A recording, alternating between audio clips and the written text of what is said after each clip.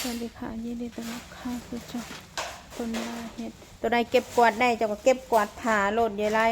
เอาอันนั้นมาอุปกรณ์เบิดระบอกฟองเท่านะ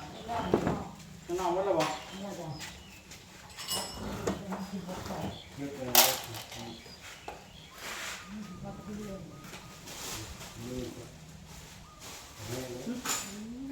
ใส่ก็เห็นเนาะเอามาติดตั้งนะครับตัวกันตกนะท่านติดตั้งตัวกันตกบานสไลด์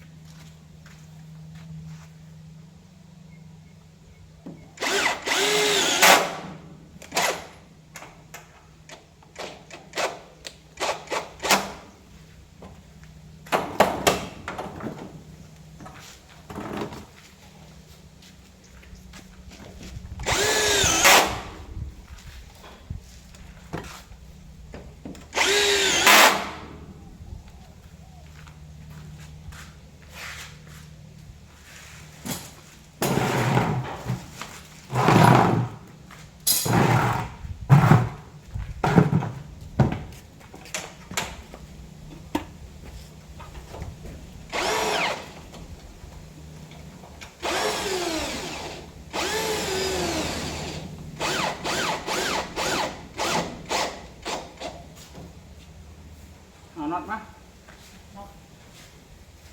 น็อตหัวลำโพงก็เอาน็อตตัวนี้นะเอาแต่ตัวนี้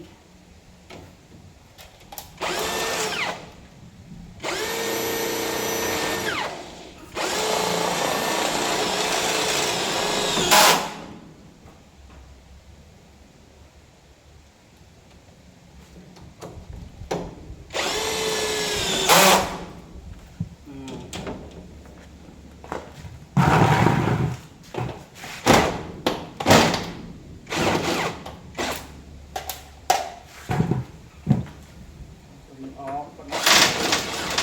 วนี้ยึดเอาไว้ที่เท้าเอาแล้วนะแล้วเราหุ่นจ้างปุ๊บ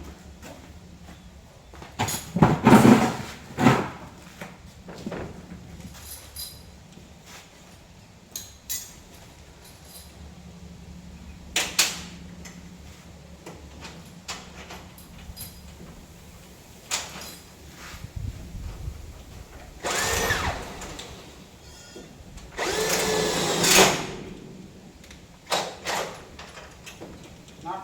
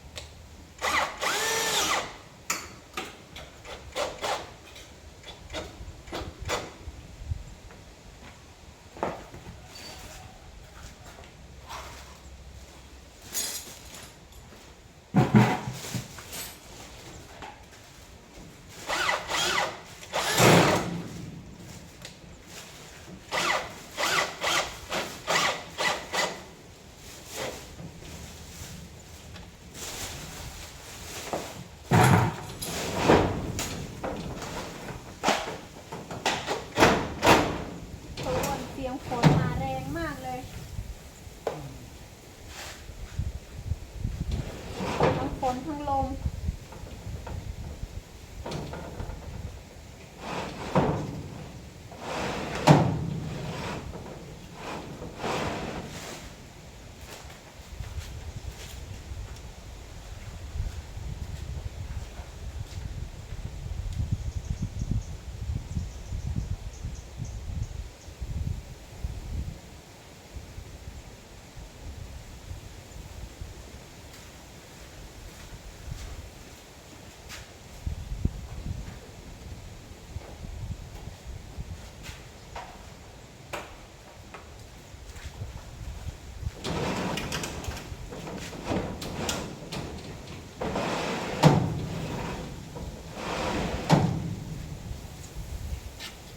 ฝนทั้งลมมาแล้ว